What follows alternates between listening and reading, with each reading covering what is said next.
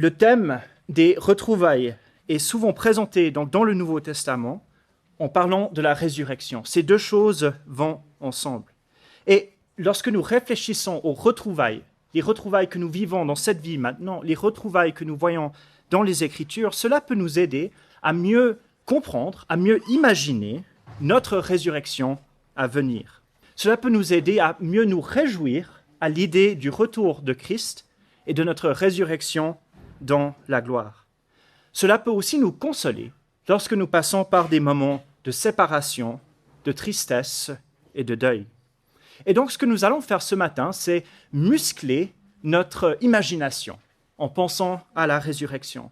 Nous allons faire des répétitions, des révisions. Nous allons revoir peut-être des passages que nous connaissons très bien, mais en y réfléchissant de nouveau avec cette perspective des retrouvailles. Et nous allons quand même commencer avec ce passage, Hébreux 11, le verset 35, en parlant de l'histoire d'Israël et du peuple de Dieu. L'auteur dit « Des femmes ont retrouvé leur mort par la résurrection. D'autres ont été torturées et n'ont pas accepté la délivrance, afin d'obtenir une meilleure résurrection. » On retrouve les morts par la résurrection. Voilà une des définitions simples que nous allons avoir pour aujourd'hui. Et donc, pensons à ces retrouvailles de la résurrection et pensons à la résurrection par excellence dans les Écritures, celle de Jésus. Dans Jean chapitre 16, les versets 19 et suivants, nous avons cet extrait du discours d'adieu de Jésus. Et dans ce discours, Jésus a annoncé sa mort, sa résurrection et aussi son départ vers le Père. Et les disciples de Jésus sont troublés parce qu'ils ne croient pas à la mort de Jésus, ils ne croient donc pas à sa résurrection et ils ne croient pas à son ascension. Et donc, plutôt que d'être encouragés par les paroles de Jésus, ils sont troublés. Ils sont troublés à cause de ce que Jésus dit maintenant, en ce moment-là, et ils sont troublés aussi au sujet de ce qui va venir, à cause des paroles de Jésus. Mais voici comment Jésus répond à cette inquiétude. Jésus, sachant qu'il voulait l'interroger, leur dit « Vous vous questionnez les uns les autres sur ce que j'ai dit. Encore un peu de temps et vous ne me verrez plus. Puis encore un peu de temps et vous me verrez. En vérité, je vous le dis, vous pleurerez et vous vous lamenterez et le monde se réjouira. Vous serez dans la tristesse, mais votre tristesse sera changée en joie. La femme, lorsqu'elle enfante, a de la tristesse, parce que son heure est venue. Quand elle a donné jour à l'enfant, elle ne se souvient plus de sa douleur à cause de la joie de ce qu'un homme soit venu au monde. Vous donc aussi, vous avez maintenant de la tristesse, mais je vous verrai de nouveau, votre cœur se réjouira, et nul ne vous ôtera votre joie. » Jésus assure ses disciples qui ressentent la tristesse à l'approche de la mort de Jésus, qui vont ressentir encore plus de tristesse, n'est-ce pas? Qu'ils seront dans le deuil, dans la souffrance. Mais s'il est certain qu'ils seront dans la tristesse et dans la souffrance, tout comme une femme sur le point d'accoucher sait qu'elle va avoir mal, Jésus les assure aussi qu'ils auront la joie de le retrouver aussi. La douleur et la tristesse font partie de leur histoire et de l'histoire de Jésus. Mais ce n'est pas la fin de l'histoire. La fin de l'histoire, c'est que la tristesse se changera en joie. Et la raison, c'est qu'ils verront Jésus de nouveau. Si vous avez le passage ouvert dans vos Bibles, vous remarquez au verset 16 que Jésus dit « Vous me verrez ». Au verset 19, « Vous me verrez ». Au verset 22, « Je vous verrai ». Et c'est pas juste que, oui, ils sauront que l'âme de Jésus sera au ciel, ou qu'il y aura une vision glorieuse de la présence de Dieu. Non, concrètement, ils vont se retrouver, ils vont se revoir. Et c'est sur cette base que nous avons une joie qui est attendue. Ce que Jésus attend de ses disciples et ce qu'il enseigne à ses disciples, c'est qu'il y aura une tristesse d'une séparation, mais la joie des retrouvailles qui vont suivre. Et c'est comme cela que nous comprenons la résurrection de Jésus. Lorsque nous lisons les récits de Jésus qui apparaît aux disciples qui passent du temps avec eux, il y a effectivement cette joie de se retrouver. Si nous lisons Jean chapitre 20, les versets 19 à 20, c'est la réalisation de ces paroles de Jésus. Le soir de ce jour, qui était le premier de la semaine, les portes du lieu où se trouvaient les disciples étaient fermées par la crainte qu'ils avaient des Juifs. Jésus vint et debout au milieu d'eux, il leur dit « Que la paix soit avec vous. » Quand il eut dit cela, il leur montra ses mains et son côté. Les disciples se réjouirent en voyant le Seigneur. Ah, ça y est. Je vais vous voir, vous allez me voir, et votre tristesse se changera en joie. Et là, les disciples se réjouissent, car le maître qu'ils croyaient disparu à jamais, ils l'ont retrouvé. Et pas d'une manière diffuse ou métaphysique ou vague, il est là, avec ses mains et ses pieds percés. Et la résurrection de Jésus, c'est bien des retrouvailles. Celui qui était mort est revenu à la vie par la puissance du Père.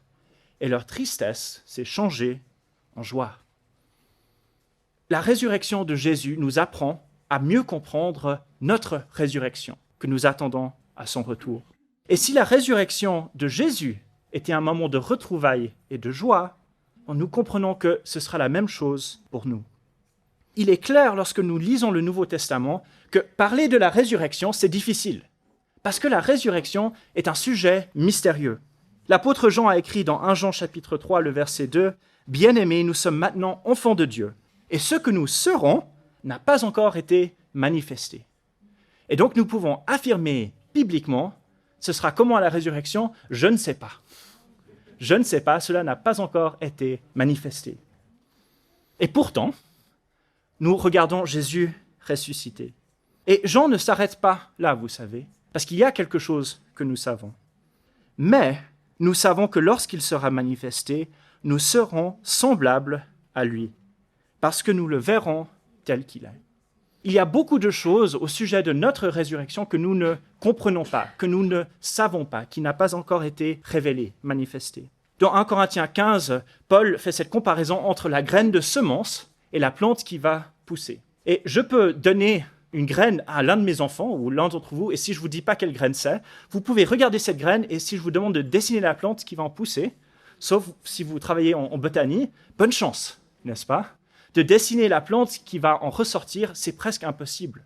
Et il y a donc mystère en parlant de la résurrection. Il y a rupture en parlant de la résurrection. Ce qui vient n'est pas comme ce que nous vivons maintenant. En même temps, s'il y a mystère et rupture, il y a aussi des choses qui nous ont été révélées et il y a continuité dans la résurrection. Et donc, on muscle notre imagination et nous allons parler ce matin de ce que nous savons. D'accord? Nous savons, nous dit Jean, que nous serons comme Jésus. Et il parle de Jésus ressuscité. Et cela, ce n'est pas juste un verset en passant dans le Nouveau Testament, un détail. C'est quelque chose qui est répété à plusieurs reprises. Colossiens 1, verset 18. Là, on va voir quelques versets rapidement. Christ est la tête du corps, qui est l'Église. Il est le commencement, le premier-né d'entre les morts, afin d'être en tout le premier. Jésus est le premier-né d'entre les morts, mais il n'est pas le dernier-né d'entre les morts. Cette expression est importante parce qu'elle signifie qu'il y aura d'autres nés d'entre les morts, comme leur grand frère, premier-né, qui est Jésus. Paul exprime cette même idée d'une autre manière dans 1 Corinthiens 15, les versets 20 et 23. Mais maintenant, Christ est ressuscité d'entre les morts. Il est les prémices de ceux qui sont décédés. Car puisque la mort est venue par un homme, c'est aussi par un homme qu'est venue la résurrection des morts. Et comme tous meurent en Adam, de même tous aussi revivront en Christ. Mais chacun en son rang. Christ comme prémisse, puis ceux qui appartiennent au Christ lors de son avènement. Et là, plutôt que l'expression premier-né, Paul utilise l'expression les prémices. Vous savez, les prémices, c'est lorsqu'il y a une récolte, c'est les premiers fruits qu'on recueille. Et donc, si vous avez planté un figuier, et si vos prémices sont des figues, que sera le reste de la récolte? Bon, des figues, n'est-ce pas? Vous n'allez pas avoir des pastèques qui vont pousser après. La résurrection de Jésus, c'est les prémices de notre résurrection. Et en regardant la résurrection de Jésus et la nôtre, ce n'est pas des figues et des pastèques. C'est des figues et des figues. Il y a une continuité. Romains 8, verset 11. « Et si l'esprit de celui qui a ressuscité Jésus d'entre les morts habite en vous, celui qui a ressuscité le Christ Jésus d'entre les morts donnera aussi la vie à vos corps mortels par son esprit qui habite en vous. » Le même esprit a ressuscité Jésus et va nous ressusciter en Christ. Il y a cette continuité entre la résurrection de Jésus et la nôtre. Et ce n'est pas juste la sorte de résurrection, mais c'est même le corps ressuscité qui va ressembler. Romains 8, 29. « Car ceux qu'il a connus d'avance, il les a aussi prédestinés à être semblables à l'image de son Fils, afin qu'il soit le premier-né d'un grand nombre de frères. Qu'est-ce qui nous attend? Où nous mène cette route? C'est d'être semblable à l'image du Fils de Dieu ressuscité. Pour revenir à 1 Corinthiens 15, au verset 49, Paul fait le contraste entre le premier homme, Adam, et le dernier homme, Jésus ressuscité. Et voici ce qu'il dit. De même que nous avons porté l'image du terrestre, c'est-à-dire Adam, nous porterons aussi l'image du céleste, c'est-à-dire Jésus ressuscité. J'ai dit, il y a beaucoup de versets qui parlent de ça. Philippiens 3, versets 20 à 21. « Pour nous, notre cité est dans les cieux. De là, nous attendons comme sauveur le Seigneur Jésus-Christ, qui transformera notre corps humilié en le rendant semblable à son corps glorieux, par le pouvoir efficace qu'il a de s'assujettir toutes choses. » Et comme nous avons vu, 1 Jean chapitre 3, verset 2, nous serons tels qu'il est. N'est-ce pas extraordinaire de voir tout ce que nous savons sur la résurrection? Il y a effectivement mystère en parlant de ce que nous serons. Il y a des choses que nous ne savons pas, mais il y a aussi une chose que nous savons avec certitude. En fait, il y en a deux. C'est que nous aurons une résurrection semblable à celle de Jésus, et nous aurons un corps semblable à celui de Jésus ressuscité. Et je ne crois pas, lorsqu'il dit un corps semblable, on va tous ressembler physiquement à Jésus lorsqu'on ressuscite. Mais que pour nos corps, ça va se passer de la même manière que pour le corps de Jésus. Et donc, ces deux affirmations, que la résurrection de Jésus, c'est la première résurrection dans toute une série de résurrections semblables, et que le corps de Jésus, c'est le prototype de notre corps ressuscité. Cela peut nous aider à penser à notre résurrection. Cela nous aide à comprendre notre résurrection comme des retrouvailles qui peuvent nous réjouir. Et donc, il y a ce passage extraordinaire dans Luc chapitre 24, les versets 36 à 43. Et j'aimerais qu'on le lise en pensant à notre résurrection aussi, juste un tout petit peu, d'accord?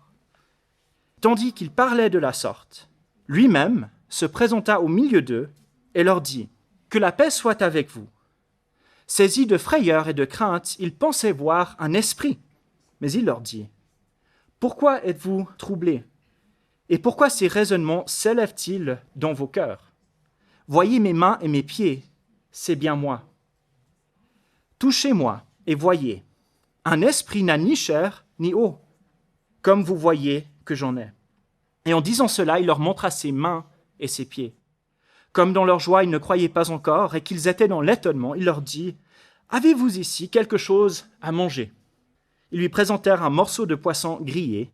Il le prit et le mangea devant eux. J'ai reçu un courriel qui demandait de choisir un thème pour l'étude de cette retraite. Et en parlant du thème global de la retraite, j'ai lu, c'était ceci, « Retrouvailles et partage. Rien ne remplace la joie d'être ensemble, de se voir en chair et en os. » Et j'ai pensé à Luc chapitre 24, vous savez. Parce que Jésus est face aux disciples et les disciples ont une explication pour ce qui est en train de se passer. Nous voyons l'apparition d'un esprit. Nous avons une vision de l'esprit de Jésus devant nous. Et Jésus les critique pour cela. Il dit, vous n'avez rien compris. Vous n'avez pas affaire à un esprit, mais à une résurrection et au ressuscité. Un esprit, dit Jésus au verset 39, n'a ni chair ni eau, comme vous voyez que j'en ai. N'est-ce pas extraordinaire que Jésus ressuscité était là en chair et en os? N'est-ce pas extraordinaire qu'on lui a donné du poisson et qu'il en a mangé parce que les gens pensaient voir seulement un esprit? Mais Jésus ressuscité n'est pas seulement un esprit. C'est un être humain, en chair et en os, ressuscité dans la gloire. Et si nos corps ressuscités et glorifiés seront semblables au corps de Jésus, qu'est-ce que ça signifie? Lorsque vous allez ressusciter, vous aurez de la chair, vous aurez des os. Ce n'est pas moi qui le dis, c'est la Bible. Nous serons semblables à Jésus. Et donc nos retrouvailles, ce n'est pas juste une métaphore pour parler des âmes qui se rencontrent au ciel, vous savez. C'est la réalité physique, comme ce que nous avons vu dans la résurrection de Jésus. Et je ne sais pas ce qu'il en est pour vous, mais pour moi, de penser à ma résurrection comme des retrouvailles, c'est beaucoup plus facile si je pense à un corps, et face à des visages, face à des personnes ressuscitées. Et donc, cette conviction que nous allons ressusciter avec des corps glorifiés, oui, des corps semblables au corps de Jésus, mais des vrais corps, en chair et en os. Parce que Il n'y a pas de résurrection, ce n'est pas des figues et des pastèques. Les prémices et la récolte. Il y a continuité. Mais l'autre chose que nous pouvons affirmer, c'est que nous aurons nos corps ressuscités, mais que nous serons nous-mêmes à la résurrection. Jésus ressuscité et Jésus de Nazareth ressuscité. Jésus ressuscité et Jésus qui était avec les disciples sur les chemins, celui qui a grandi à Nazareth, celui qui a prêché au temple, celui qui a été cloué sur une croix. Les marques de sa mort sont toujours sur son corps ressuscité, parce qu'il est toujours Jésus. Ce n'est pas quelqu'un d'autre qui a ressuscité dans le corps de Jésus. Et nous serons nous à la résurrection. Prisca sera toujours Prisca lorsque Prisca ressuscite. Arlin sera toujours Arlin lorsque Arlin ressuscite. Parce que nous allons ressusciter comme Jésus. Et donc, j'ai la conviction absolue, sans l'ombre d'un doute, que l'on se connaîtra et l'on se reconnaîtra à la résurrection. Parce que nous serons nous. On ne va pas cesser d'être qui nous sommes à la résurrection. La résurrection, c'est la confirmation et la glorification de notre personnalité, pas l'effacement de notre personnalité. Je regardais un film de Pixar il y a peut-être 1 année et demie. C'est quelqu'un qui meurt et son âme est donc sur le point d'aller dans l'au-delà. Et vous savez comment c'est représenté? C'est des âmes, d'accord, sur c'est un escalier qui monte ou une rampe. Et puis, il y a une grande boule blanche. Et quand l'âme arrive dans la boule blanche, elle explose pour faire partie du tout. Et l'identité, la personnalité disparaît pour toujours. Il ne reste plus que le grand tout lumineux. Donc, ça n'a rien à voir avec notre résurrection. Nous n'allons pas ressusciter pour disparaître, pour être effacés. Jésus portait les marques de sa vie, et Jésus était le même Jésus qui est mort, mais ressuscité, glorieux. Et voilà ce qui nous attend. Et si Jésus était reconnu, et voici quelques passages qui nous disent, Luc 24, 31, « Leurs yeux s'ouvrirent, et ils le reconnurent, mais il disparut de devant eux. » Jean 20, verset 16, Jésus lui dit, « Marie », elle se retourna et dit en hébreu, « Rabouni », c'est-à-dire « Maître ». Jean 21, verset 7, alors le disciple que Jésus aimait dit à Pierre, « C'est le Seigneur ». Bon, ils l'ont pas toujours reconnu tout de suite. Mais est-ce que Jésus était reconnaissable?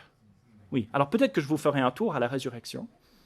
Et je ne vais pas vous montrer tout de suite qui je suis, et je vais dire adieu et vous dire « Oh, c'est Justin !» Okay. Mais nous serons reconnaissables à la résurrection.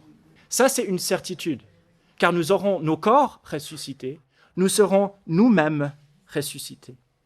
Mais bien sûr, il y a un mystère, car nous serons glorifiés. Et ce que c'est que d'être glorifié comme Christ, nous ne savons pas encore vraiment ce que ça sera. Mais nous savons que s'il y a rupture, s'il y a mystère, il y a aussi continuité avec notre vie. Il y a aussi ce qui est connu dans la résurrection de Jésus. Et donc nous avons raison de nous réjouir, car nous pouvons regarder la résurrection de Jésus et nous dire quelle joie qu'ils ont pu retrouver leur Maître et leur Seigneur. Et c'est ce qui nous attend aussi. Nous voyons aujourd'hui les prémices, mais ces prémices nous apprennent ce que nous attendons. Et nous avons cette promesse, vous serez dans la tristesse, mais votre tristesse sera changée en joie. Et nous vivons avec cette espérance. L'histoire de nos vies, si nous n'avions que le matériel que nous pouvons voir devant nous, semble être seulement une histoire de départ et de séparation. Nos aînés, lorsque nous étions jeunes à la retraite et au colo, nous ont quittés. Puis d'autres, un peu moins âgés. Puis peut-être dans la vie, ce sera nos amis, ou ça a été nos amis. Puis les plus jeunes aussi qui nous quittent. Et dans la vie, il nous faut apprendre à dire adieu dans le sens français du terme. Et si nous nous fions uniquement à notre expérience, nous disons l'histoire de la vie, c'est une histoire de séparation et de tristesse. La conclusion de l'histoire, c'est la séparation et le deuil. La conclusion qu'on pourrait tirer, si nous regardions que notre vie maintenant, c'est que le dernier paragraphe de notre histoire sera aussi un départ. Que comme tous les autres, nous partirons pour disparaître et que ce sera tout.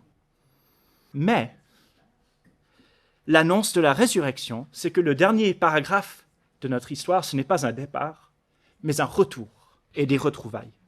Nous croyons que si les départs et la séparation font partie de notre vie maintenant, la conclusion de l'histoire, c'est les retrouvailles dans la joie. Et nous ne le savons pas parce que nous regardons notre vie, mais parce que nous regardons la résurrection de Jésus. L'histoire de Jésus, vous savez, c'est une histoire de retrouvailles.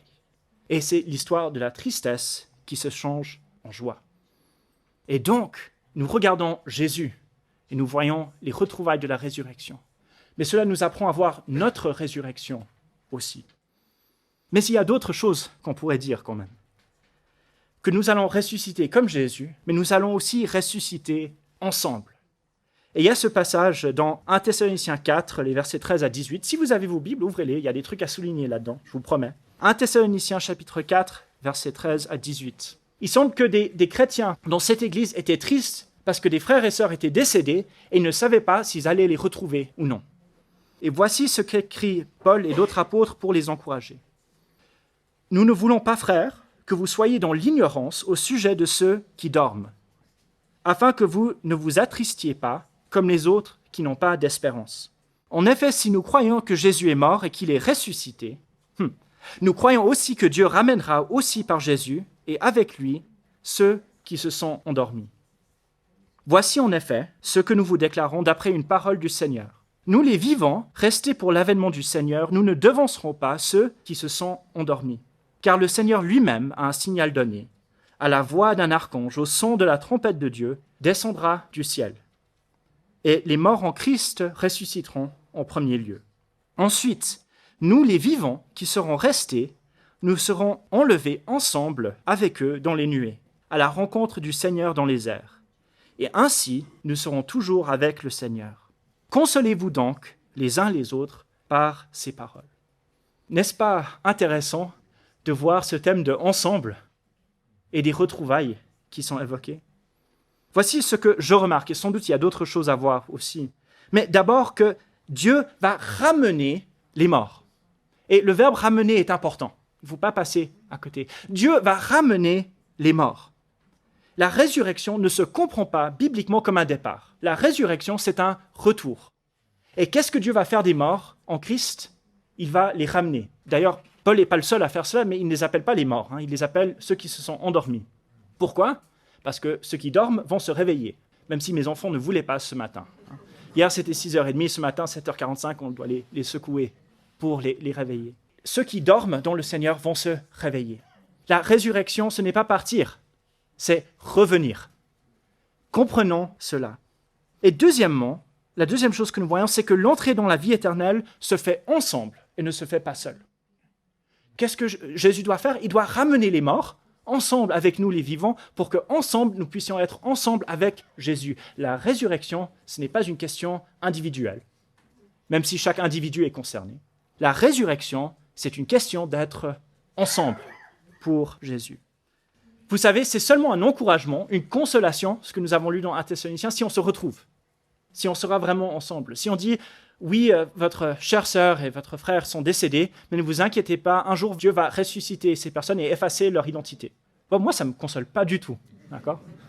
De dire qu'un jour je vais retrouver Martina, mais ce ne sera plus Martina, ça ne me console pas. Mais nous avons ce passage en Philémon 15 qui appuie ce que nous avons vu dans 1 Thessaloniciens 4.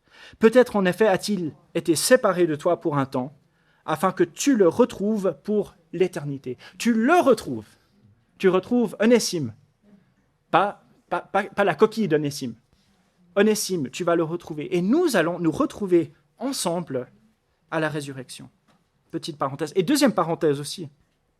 Ce passage dans 1 Thessaloniciens 4 nous aide à mieux comprendre la résurrection, à mieux l'imaginer. De nouveau, on travaille notre imagination ici.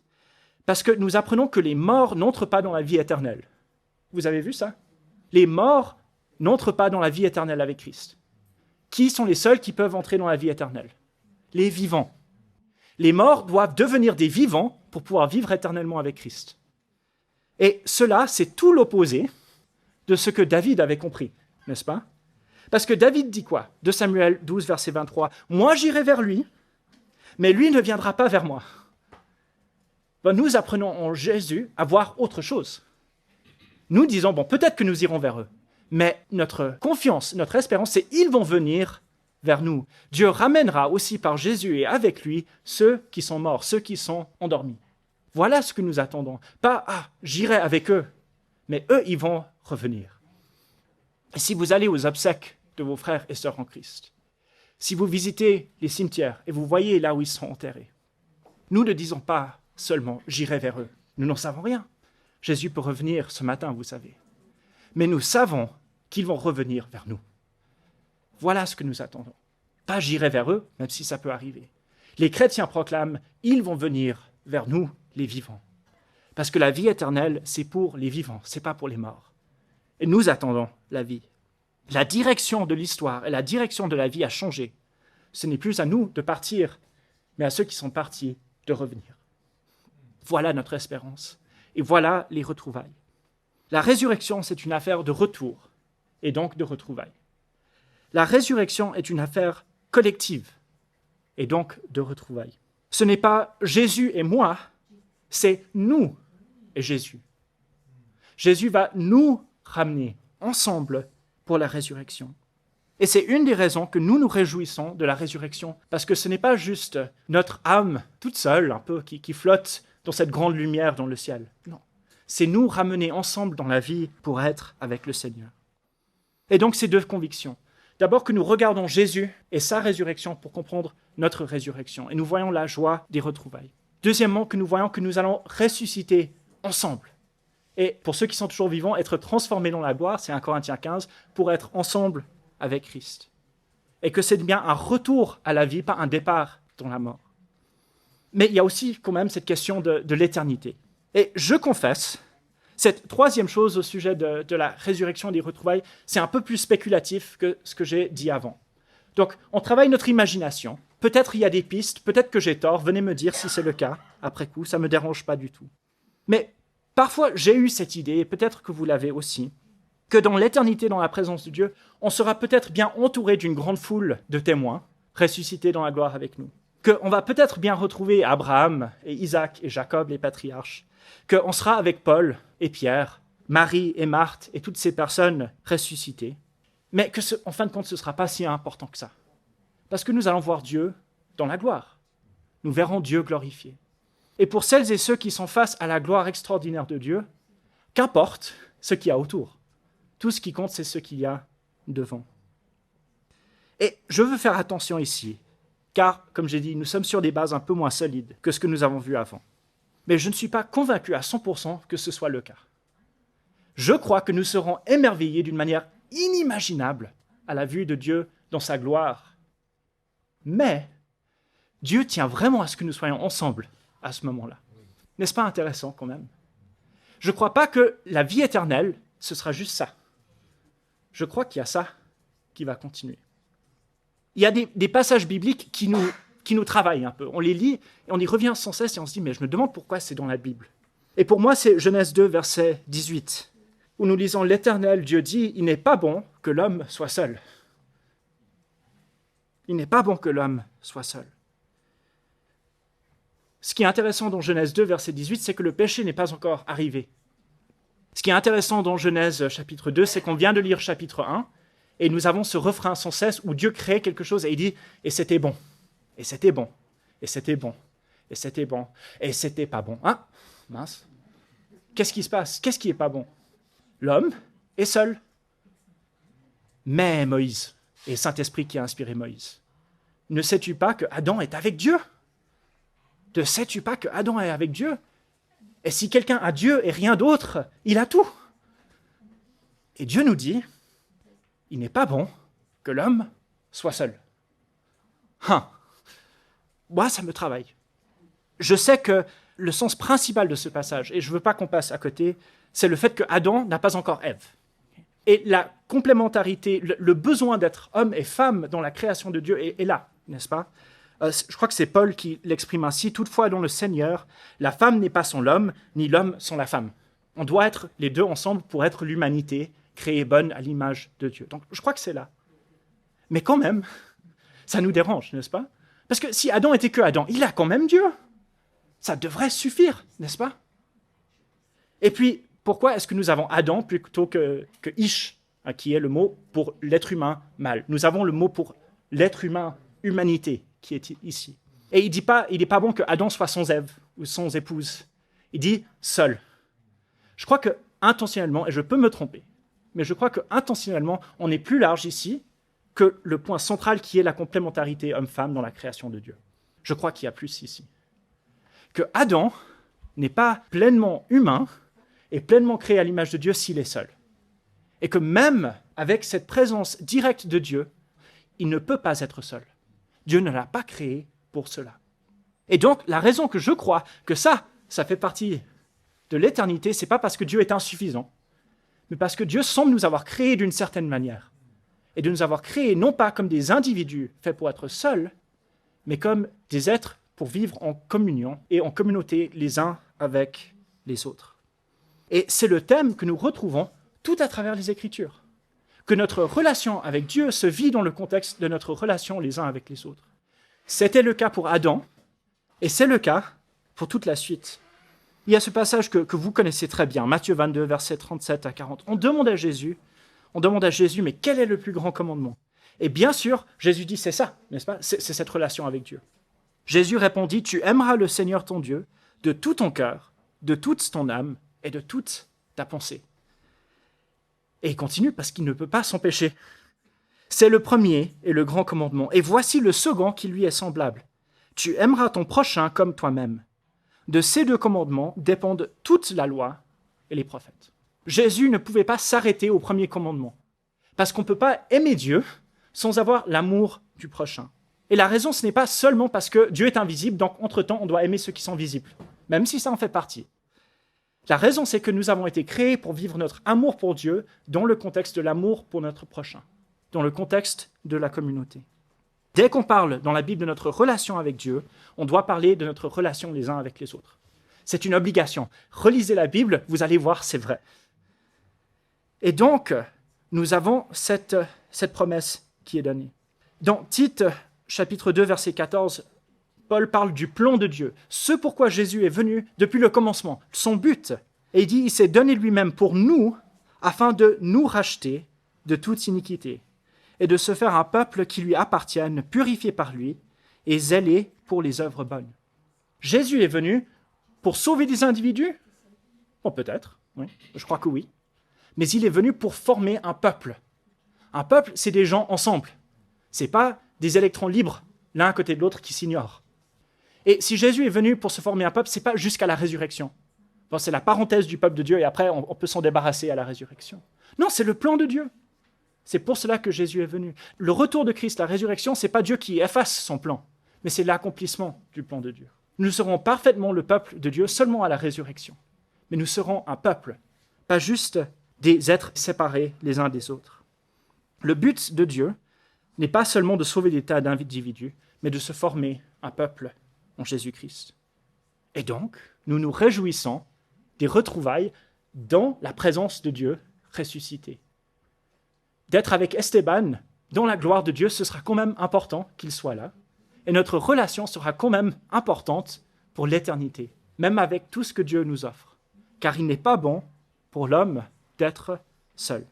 Vous savez, le Nouveau Testament se conjugue au pluriel plutôt qu'au singulier. On trouve assez peu de tu, même s'il y en a, et beaucoup de vous et de nous. C'est parce que c'est comme ça que Dieu nous a créés, pour être des vous et des nous, et pas être des tu. À certaines époques, on imaginait que les gens les plus spirituels, c'étaient les gens les plus isolés des autres êtres humains. On pensait que si on voulait vraiment être proche de Dieu, qu'est-ce qu'on doit faire? On doit prendre notre sac à dos et notre Bible et partir dans le désert et ne plus jamais voir quelqu'un. Et là, on aura vraiment accès à la présence de Dieu. On sera vraiment spirituel, on pourra vraiment le voir. Et de nouveau, reconnaissons que Jésus lui-même partait seul pour prier, qu'il nous enseigne de prier seul dans notre chambre sans que d'autres nous voient.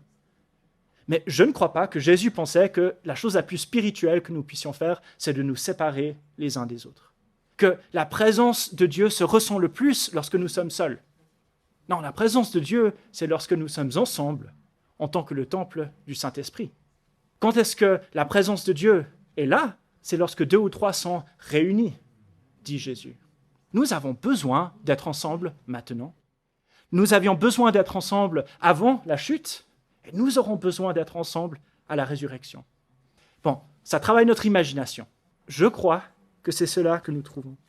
Et parfois, cette pensée que d'être seul et loin des autres pour être avec Dieu, je crois que cela s'infiltre dans notre pensée au sujet de la résurrection, dans notre pensée au sujet de la présence de Dieu. On nous dit « Ah, enfin le ciel, je pourrai être seul avec Dieu. » Et Dieu nous dit « Non. Enfin le ciel, vous pourrez être ensemble avec moi, parce que c'est comme ça que je vous veux. Je vous veux ensemble, je ne vous veux pas seul. » Notre idéal n'est pas d'être seul, mais d'être ensemble. Et donc, nous pensons à la résurrection. Et nous ne pouvons pas penser à une résurrection et la vie ressuscitée dans la gloire de Dieu sans nos frères et nos sœurs. Dieu, il tient tellement qu'il a décidé de tous nous ressusciter ou nous transformer dans la gloire en même temps. Il ne voulait pas le faire un à la fois. Ça doit être ensemble. Il veut que nous vivions ensemble en tant que famille humaine, mais dans la nouvelle humanité créée en Jésus-Christ. Et voilà ce que Dieu désire pour l'éternité. Et donc, si vous vous réjouissez de revoir des êtres chers que vous avez perdus à la mort, vous ne devez pas avoir honte. Vous ne devez pas vous sentir peu spirituel parce que vous avez des questions à poser à Abraham. Je crois qu'on a le droit de faire ça. Parce que Dieu tient vraiment à ce que nous soyons là avec lui. Et je ne crois pas que ce soit pour rien ou pour faire joli pour Dieu. Je crois que c'est pour nous qu'il veut nous ressusciter ensemble. Je peux me réjouir de voir mes grands-parents maternels et de leur parler de tout ce que nous avons manqué. Et cela ne va rien enlever de la gloire de voir Dieu, le Père, ressuscité. Parce que c'est Dieu qui a décidé qu'il en sera ainsi. Moi, je n'aurais pas fait comme ça. Mais il ne m'a pas demandé mon avis, n'est-ce pas? Heureusement, d'ailleurs. Dieu a désiré, depuis le commencement et pour l'éternité, que nous soyons ensemble. Et donc, nos retraites, nos réunions d'église, les retrouvailles après des années et des années de séparation sont des entraînements pour le ciel. Les repas que nous passons ensemble aux retraites, où nous parlons de la vie, où nous parlons de qui nous sommes, de ce que nous sommes devenus, de nos êtres chers, cela c'est essentiel pour nous préparer au ciel et à la résurrection. Voilà le message des retrouvailles et de la résurrection. J'espère que notre imagination a pu être exercée un tout petit peu, que vous n'aurez pas des courbatures demain matin, mais que nous voyons, lorsque nous lisons résurrection dans les Écritures, que nous ayons cette image de nos retrouvailles. Et que les retrouvailles que nous vivons aujourd'hui et que nous vivons dans la vie nous aident à nous réjouir de la résurrection. Nous allons nous retrouver réellement, nous-mêmes, en chair et en os, parce que c'est comme ça que Jésus est ressuscité. Nous allons ressusciter et ce sera une affaire collective, parce que Dieu tient à ramener les morts parmi nous, les vivants, et nous faire venir ensemble dans la gloire de sa présence. Et la vie éternelle sera une affaire collective, où nous aurons la joie de voir Dieu et Jésus tels qu'ils sont vraiment, mais nous aurons aussi la joie de nous voir les uns les autres et d'être ensemble pour l'éternité. Et quelle joie de voir cela. Nous attendons cette éternité glorieuse, ensemble, dans les retrouvailles et la joie. Vous êtes et vous serez dans la tristesse, mais votre tristesse se changera en joie.